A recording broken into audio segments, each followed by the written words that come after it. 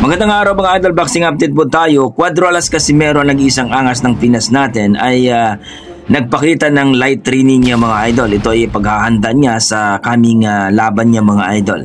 Ika nga ng ating mga pinagkakatiluang source ay nag-umpisa na po si Casimero ngayon at hindi lang pinapakita ang buong training niya.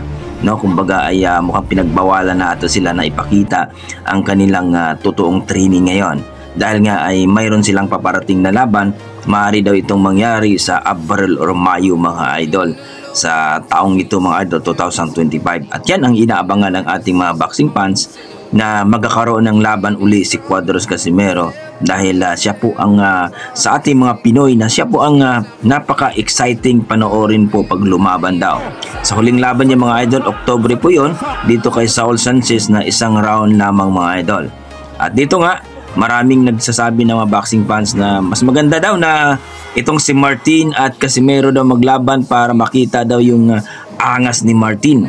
Ang rank number 2 daw ng WBO na hindi naman daw lumalaban ng mga D calibre. Kung hindi daw dahil kay Gibbons mga idol, ay hindi ba ito magiging rank number 2. Pero ganun pa man mga idol, asahan natin yan mga idol na itong si Casimero, kung makakuha to ng spot o kumbaga magiging rank number 3 dito sa WBO sa Super Bantamweight, maaari na maglaban itong dalawa for championship bout dito sa WBO Super Bantamweight kapag itong si Naoya Inoue ay aakyat na ito ng featherweight, dahil ito'y nangangamoy na itong si Inoue na aakyat ito sa featherweight. Pero bago daw mga idol, bago daw mangyari yan, sabi ni Sati, no, ay ngayong taon na ito, sa June 14 ata mga idol, na maglalaban man tong si Naoya Inoue at si Picasso sa labas ng bansa mga idol.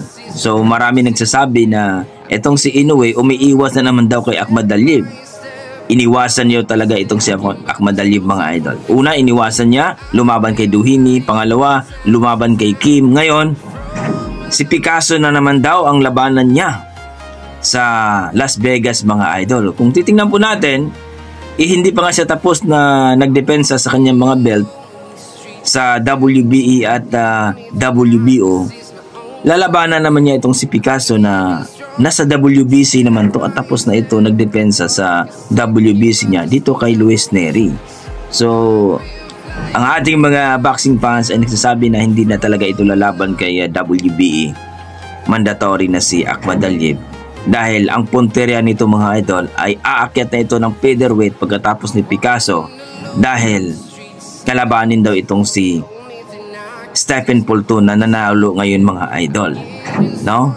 Nako, mukhang nangangamoy na naman itong si Naoya Inoue that easy na lang itong kalabanin si Stephen Fulton mga idol. Grabe, malupit. Kaya nga ating mga idol, sabi ng ating mga boxing fans na kung si Casimero lang daw talaga ang nilabanan ni Inoue, makikita daw talaga ni Inoue ang langit.